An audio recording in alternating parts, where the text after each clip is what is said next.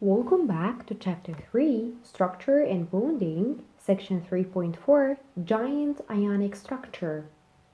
By the end of this tutorial, you will be able to explain why ionic compounds have high melting points and explain why ionic compounds conduct electricity when molten or dissolved in water. First of all, you have already seen that an ionic compound consists of a giant structure of ions arranged in a lattice. And the attractive electrostatic forces between the oppositely charged ions act in all directions and are very strong. This holds the ions in the lattice together very tightly. If you look at the following models, which shows the small parts of a giant ionic lattice. So, the first model shows us the ball and stick model of a giant structure, and the second model is a 3D model of a giant ionic lattice. And both refer to sodium chloride, NaCl.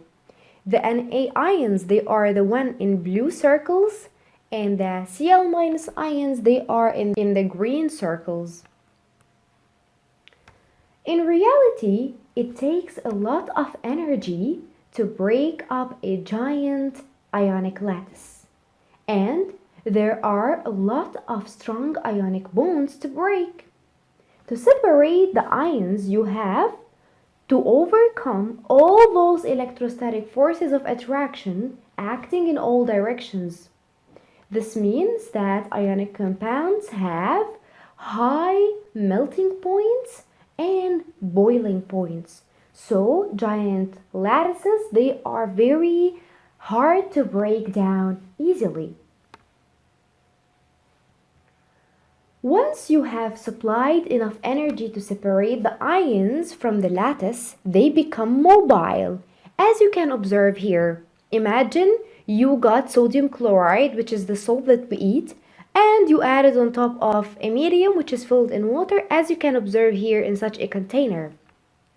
After that, you will get a molten sodium chloride. In this case, they used potassium chloride, which is similar.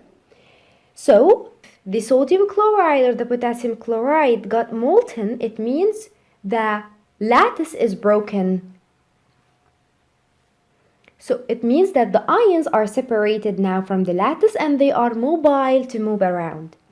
This is when the ionic solid melts and becomes a liquid, and this is the case here. The molten potassium chloride, it was previously a solid potassium chloride, it got melted and became a liquid.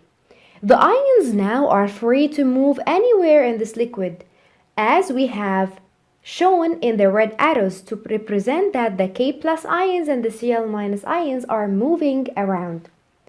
They are attracted to oppositely charged electrodes held in the molten compound, as you can observe here. Therefore, they can carry their electrical charge through the liquid.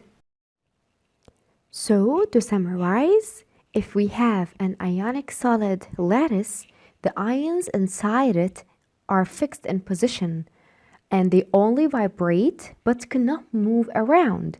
That's why they do not conduct electricity. However, if we have a molten ionic compound, by that we mean the ionic lattice structure is melted inside a solution or water at high temperature where it is provided, energy is enough to overcome the many strong attractive forces between ions. So if they are molten inside an ionic compound, the ions are free to move around within the molten compound, as you can observe here. So of course it conducts electricity. And finally, if we have an ionic compound in a solution, for example, water molecules, they will separate ions from the lattice, and ions are free to move around, as you can observe here within the solution. So of course it will conduct electricity.